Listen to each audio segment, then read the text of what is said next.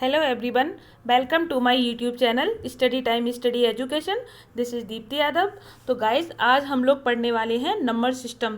देखिए मैं मैथ्स की क्लास स्टार्ट कर रही हूँ तो कोई भी चैप्टर ले सकती थी, बट मैंने नंबर सिस्टम इसलिए लिया बिकॉज इसमें नंबर ऑफ द स्टूडेंट्स को बहुत कन्फ्यूज़न होता है. बिकॉज नंबर सिस्टम है ही है ऐसा चैप्टर कि इसमें कन्फ्यूज़न तो क्रिएट होते ही हैं. क्लियर. बट आज मैं आपके सारे कन्फ्यूजन, सारे डाउट्स क्लियर कर दूंगी विथ कॉन्सेप्ट. इसमें बेसिक से एडवांस तक जाऊंगी मैं. इससे पहले आपने नंबर सिस्टम पढ़ा हो या ना पढ़ा हो, डजेंट मैटर, केवल आप मेरे साथ कंटिन्यू कीजिएगा. तो चलिए फिर आज का क्लास हम लोग स्टार्ट करते हैं. This is your first class है आज की, ठीक है, नंबर सिस्टम की. देखिए गाइस मैंने ये पीडीएफ फॉर्म लिया है. यहाँ पे मैंने पीडीएफ फॉर्म मैंने इसलिए लिया है क्योंकि नंबर सिस्टम में काफ़ी कॉन्सेप्ट होते हैं. ये नंबर सिस्टम काफ़ी कॉन्सेप्चुअल है, इसीलिए इसमें कॉन्सेप्ट तो समझाने पड़ेंगे, और कॉन्सेप्ट समझाना विदाउट पीडीएफ मुझे तो नहीं लगता कि पॉसिबल है. इसीलिए मैंने नंबर सिस्टम को एज अ पीडीएफ में लिया है. क्लियर. चलिए अब देखिए, अगर हम लोग नंबर सिस्टम की बात करते हैं तो जाहिर सी बात है कि यहाँ पे बात किसकी की जाएगी, नंबर्स की बात की जाएगी. क्लियर. तो चलिए सबसे पहले हम लोग देखते हैं कि नंबर्स क्या होते हैं और नंबर्स को कितने पार्ट्स में डिवाइड किया गया है. क्लियर.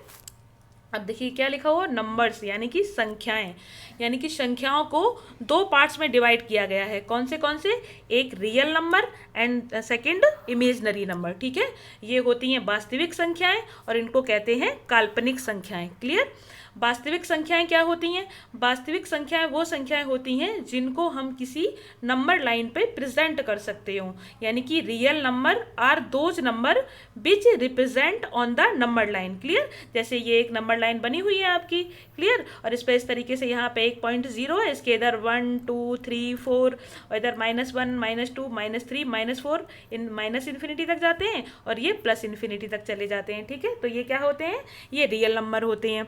इसी तरीके से ये क्या है? ये इमेजनरी नंबर है. इमेजनरी नंबर क्या होते हैं? काल्पनिक संख्याएं क्या होती हैं? जिनको केवल हम लोग जिनकी कल्पना कर सकते हैं, उनको रिप्रेजेंट नंबर लाइन पे रिप्रेजेंट करना पॉसिबल नहीं होता है. ठीक है. तो यहाँ लिखा है देखिए कि number imaginary numbers are those numbers which are not represent on number line. देखिए इमेजनरी नंबर्स, इमेजनरी संख्याएं या काल्पनिक संख्याएं वो संख्याएं होती हैं जिनको हम नंबर लाइन पे प्रेजेंट नहीं कर सकते हैं. Means imaginary number is a square root of negative number. यानी कि जो इमेजनरी नंबर होता है वो किसी नेगेटिव नंबर का स्क्वायर रूट होता है. क्लियर. जैसे कि एग्जाम्पल है आपका -7 -15 -27 और रूट के अंदर है ये सारे. रूट -1, रूट के अंदर -15 और अंडर रूट -27 और अंडर रूट -1. अब देखिए जो इमेजनरी नंबर होते हैं ना, इनको हम लोग आयोटा से रिप्रेजेंट करते हैं. किससे? आयोटा से. क्लियर. आयोटा हालांकि हमारे सिलेबस में नहीं है, लेकिन फिर भी आपको एक बार बता देती हूँ कि इमेज जैसे ये 7 लिखा हुआ है तो 7 को हम लिख सकते हैं, जैसे एक मिनट, जैसे 7 लिखा हुआ है, रूट के अंदर -7 है, तो इसको हम लिख सकते हैं √7 इंटू रूट के अंदर -1. तो इसको हम -1 की जगह लिख सकते हैं आयोटा, तो इसको हम लिख सकते हैं √7 आयोटा. क्लियर. तो ये क्या हो जाएगा, यहाँ से माइनस हटा के यहाँ पे हमने आयोटा लगा दिया. ठीक है. तो इस तरीके से हम लोग जो इमेजनरी नंबर होते हैं उनको हम माइनस हटा के आयोटा के साथ लिख सकते हैं. क्लियर. चलिए अब होते हैं कॉम्प्लेक्स नंबर. कॉम्प्लेक्स नंबर हालांकि हमारे उसमें नहीं है सिलेबस में, फिर भी एक बार आपको बस बता देती हूँ थोड़ा सा. जो कॉम्प्लेक्स नंबर होते हैं, ये complex number is always in form of, कौन सी फॉर्म में होते हैं कि उनमें दो पार्ट होते हैं, एक रियल पार्ट होता है और एक दूसरा इमेजनरी पार्ट होता है. ये इमेजनरी पार्ट क्यों होता है? बिकॉज इसमें आयोटा लगा हुआ है. ठीक है. ये आयोटा है तो इसीलिए क्या है, ये इमेजनरी पार्ट है. जैसे कि हमने एग्जाम्पल ले लिया यहाँ पे 3 + 2 आयोटा, तो यहाँ पे ये रियल पार्ट हो गया और ये क्या हो गया, इमेजनरी पार्ट हो गया. इसीलिए ऐसे यहाँ पे 7 और यहाँ पे 5 आयोटा, यानी कि ये रियल नंबर हो गया और ये इमेजनरी नंबर होगा. क्लियर. अब चलिए आगे चलते हैं. आगे देखिए, जो रियल, अभी मैंने बताया था कि नंबर्स को दो पार्ट्स में डिवाइड किया गया है, रियल नंबर और इमेजनरी नंबर। अब हम लोग बात करते हैं रियल नंबर को। अब रियल नंबर को हम थोड़ा एक्सप्लेन में समझते हैं कि क्या होता है, what is real number. Clear?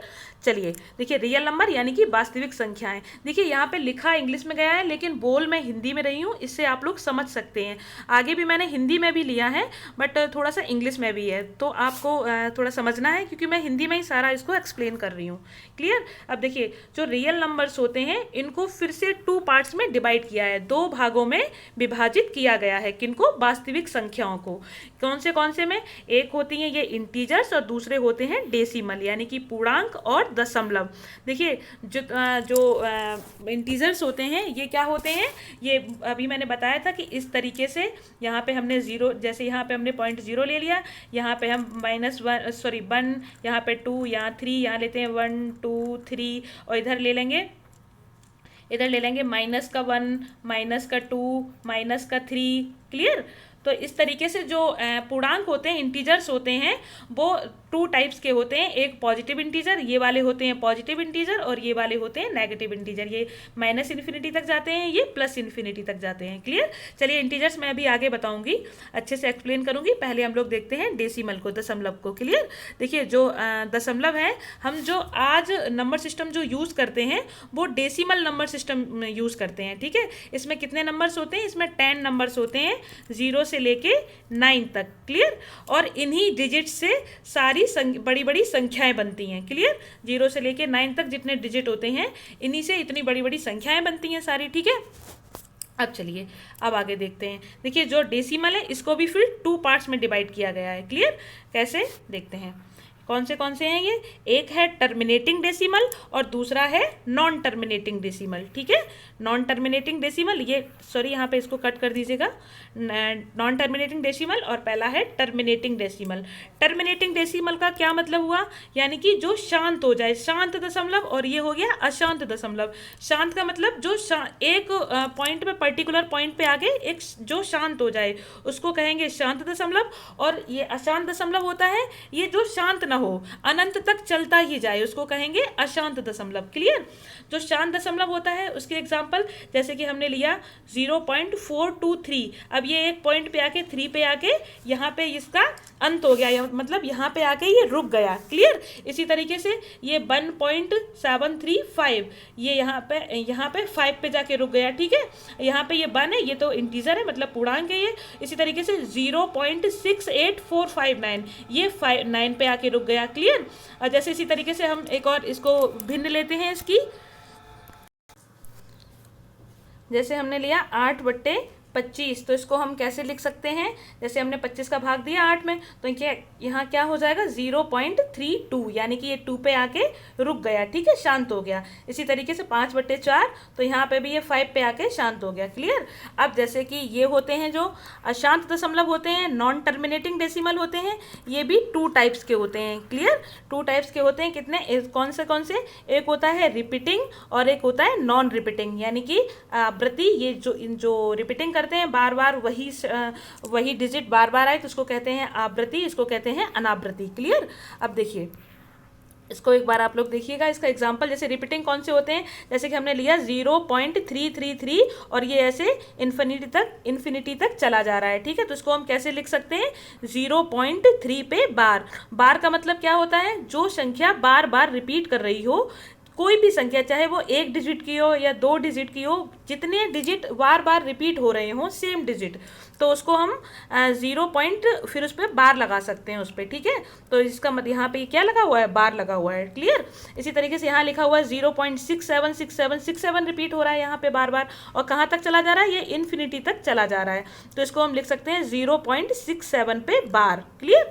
इसी तरीके से ये यहाँ पे 0.189 इन्फिनिटी तक चला जा रहा है, और ये यहाँ पे, तो यहाँ पे क्या हो जाएगा? 0.189 पे बार, यानी कि इसको हम बार लगा के यहाँ पे इसको हम शांत कर सकते हैं। ठीक है? शांत तो नहीं हुआ, लेकिन बार लग जाएगा, तो इसको हम P/Q फॉर्म में लिख सकते हैं फिर यहाँ पे।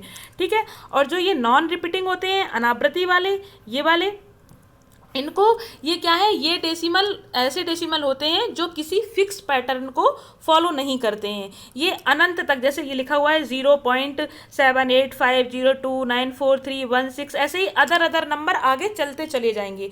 ये अनंत तक चला जाएगा, इसका कोई अंत नहीं होगा, लेकिन ये किसी भी पैटर्न या किसी भी डिजिट को कॉन्टिन्यूसली फॉलो नहीं करेगा। क्लियर? तो ये होते हैं आपके नॉन रिपीटिंग डेसिमल। क्लियर? चलिए आपको आगे बताती हूँ, आगे इसके बारे में बताती हूँ। रिपीटिंग डेसिमल, जो ये नॉन टर्मिनेटिंग डेसिमल और बट कैसे हैं, रिपीटिंग है वो। क्लियर?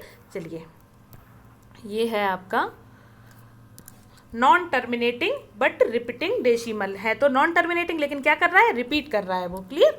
यहाँ पे जी आपका कट हो गया, इसको ठीक कर लीजिएगा, जी। चलिए देखते हैं। देखिए, non terminating but repeating decimal को P अपॉन Q के फॉर्म में लिखा जा सकता है, बट यहाँ पे क्या होना चाहिए, Q is not equal to zero. Q की वैल्यू है वो ज़ीरो नहीं होनी चाहिए, जीरो से बड़ी होनी चाहिए। Clear? And P and Q दोनों ही इंटीजर्स यानी कि पूर्णांक होने चाहिए। क्लियर? तो इसको हम क्या कहते हैं, नॉन टर्मिनेटिंग बट रिपीटिंग को क्या कह सकते हैं, इसको क्या कर सकते हैं, P अपॉन Q फॉर्म में लिख सकते हैं। तो इसीलिए जो ये टर्मिनेटिंग वाला पार्ट, टर्मिनेटिंग डेसिमल वाला पार्ट, और ये नॉन टर्मिनेटिंग बट रिपीटिंग वाले पार्ट, इस पूरे पार्ट को हम लोग क्या कहते हैं, रेशनल नंबर भी बोल सकते हैं, यानी कि परमेय संख्या भी बोल सकते हैं। परमेय संख्या क्या होती है, परमेय संख्या वह होती है जिसको हम P अपॉन Q फॉर्म में लिख सकते हो, P अपॉन Q फॉर्म में लिख सकते हो, और दोनों ही यहाँ पे इंटीजर होने चाहिए और Q की वैल्यू यहाँ पे ज़ीरो से बड़ी होनी चाहिए। क्लियर?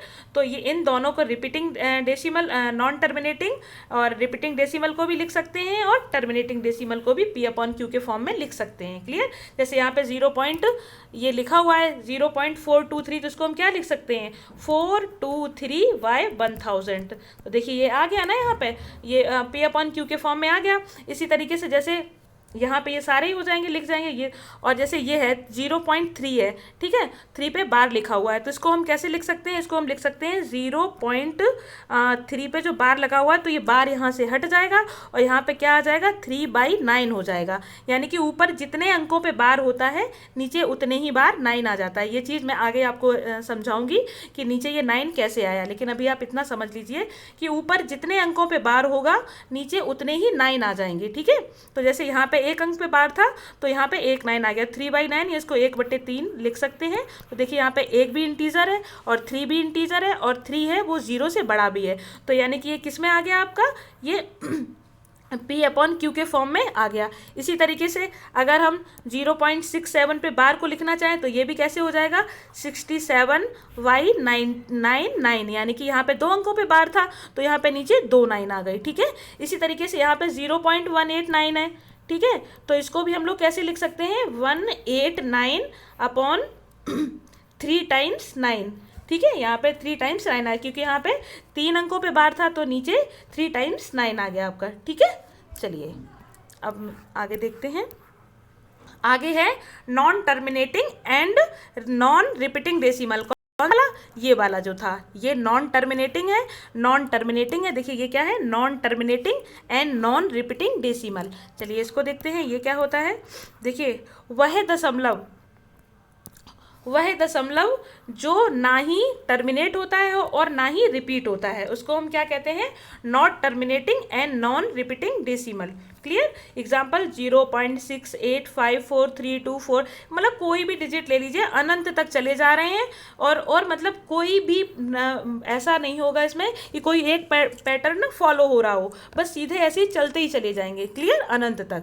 चलिए, और जो नॉन टर्मिनेटिंग डेसिमल हैं, इनको non terminating and non repeating decimal, इनको कभी भी P अपॉन Q के फॉर्म में नहीं लिखा जा सकता है। भाई कैसे लिख सकते हो Q अपॉन, क्योंकि इनका पता है कि ये कहाँ पे जाके रुकेंगी, पता होगा तब तो हम लोग इसको लिख सकेंगे P अपॉन Q के फॉर्म में, तो इनको P अपॉन Q के फॉर्म में भी नहीं लिख सकते हैं।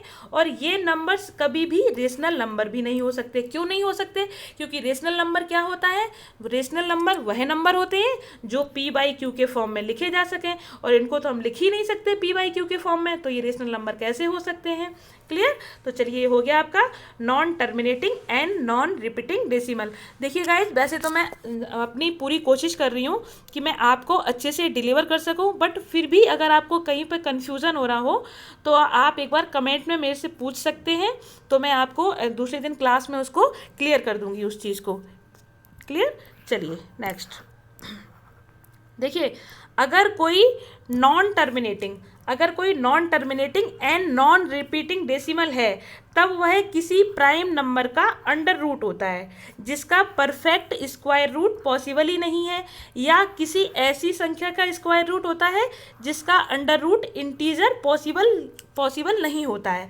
जैसे कि रूट 11, ठीक है। रूट 11 क्या है? 11 क्या है? 11 एक प्राइम नंबर है। प्राइम नंबर क्या होता है? प्राइम नंबर वह संख्या होती है जिसके केवल 2 फैक्टर होते हैं, या तो 1 या खुद वह संख्या। तो यहाँ पे ये मैं आगे बताऊंगी अभी प्राइम नंबर क्या होते हैं, तो ये सारी चीज़ें बताऊंगी, लेकिन यहाँ पे अभी मैं एग्जाम्पल समझाने के लिए बस इतना ही बता रही हूँ कि प्राइम नंबर वो नंबर होते हैं जिनके केवल 2 फैक्टर होते हैं, ठीक है। तो 11 प्राइम नंबर है, 17 भी प्राइम नंबर है और 13 भी प्राइम नंबर है। तो इनका अंडर रूट अगर हम लोग लेंगे तो इनको जब हम बाहर निकालेंगे रूट से, तो ये कभी इंटीजर फॉर्म में नहीं आएंगे। क्लियर। चलिए नेक्स्ट बताती हूँ। नेक्स्ट है आपका रेशनल नंबर्स, यानी कि परिमेय संख्याएं।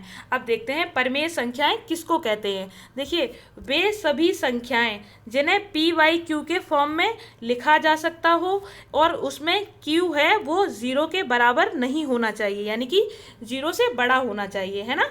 और पी एंड क्यू दोनों ही इंटीजर्स यानी कि पूर्णांक होने चाहिए। क्लियर।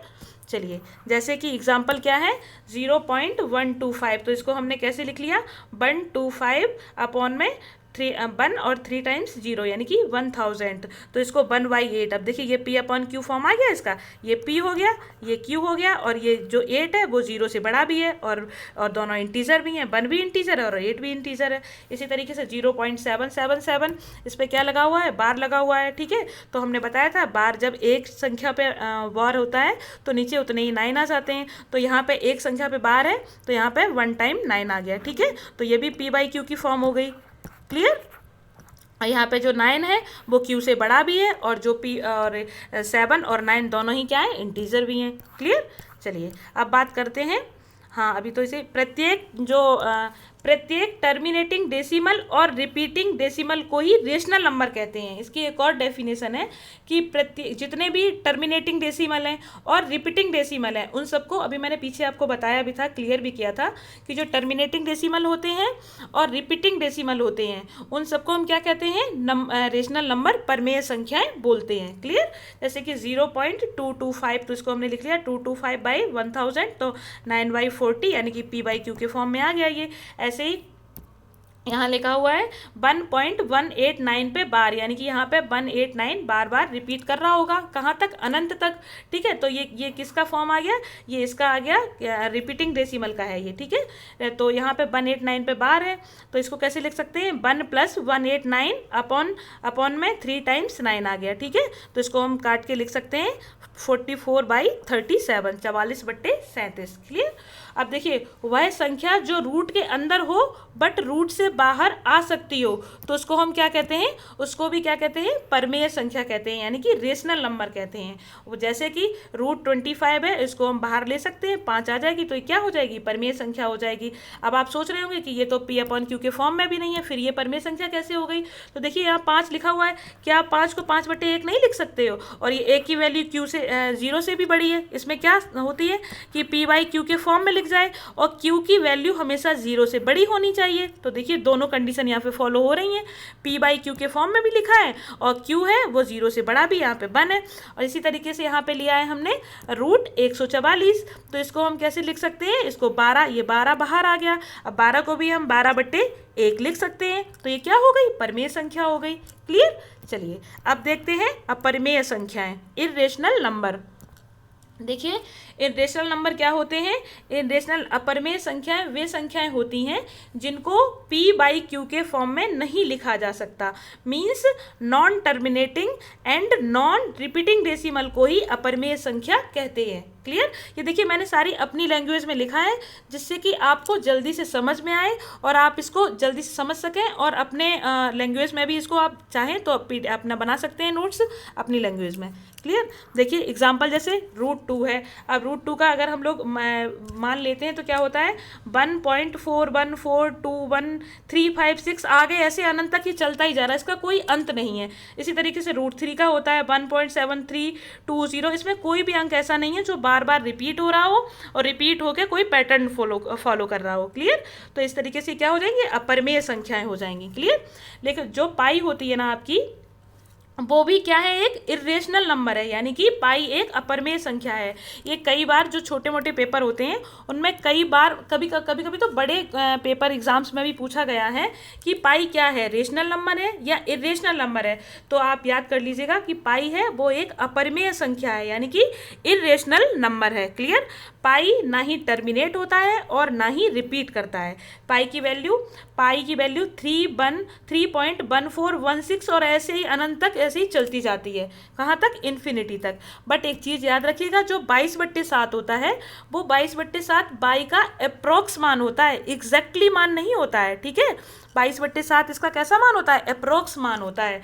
बट 22/7 क्या है, 22/7 एक रेशनल नंबर है। बस यहीं पे स्टूडेंट्स को कन्फ्यूज़न क्रिएट हो जाता है कि जब पाई का मान हम लोग 22/7 रखते हैं तो पाई अपरिमेय कैसे हो गया और 22/7 परिमेय कैसे हो गया। देखिए 22/7 है, ये एक पैटर्न को फॉलो करता है। जैसे कि अगर हम 22 में 7 का भाग देंगे तो यहाँ पे 3.142857 इसी तरीके से फिर से आ जाएगा 142857। इस तरीके से अनंत तक 142857 चलता रहता है। तो ये कौन सा हो जाता है, ये non terminating but repeating decimal हो जाता है 22/7। क्लियर। इसलिए याद रखिएगा कि पाई होता है वो अपरिमेय संख्या है और जो 22/7 है वो क्या है, रेशनल नंबर है। क्लियर। चलिए, thank you so much guys. अगर मेरा सेशन आपको पसंद आया हो तो प्लीज़ लाइक एंड शेयर कीजिएगा, और चैनल पर नए हो तो प्लीज़ सब्सक्राइब कीजिएगा। अब इसका आगे का जो लेक्चर है वो मैं कल लेके आऊँगी आफ्टर 1 डेज। ओके, चलिए।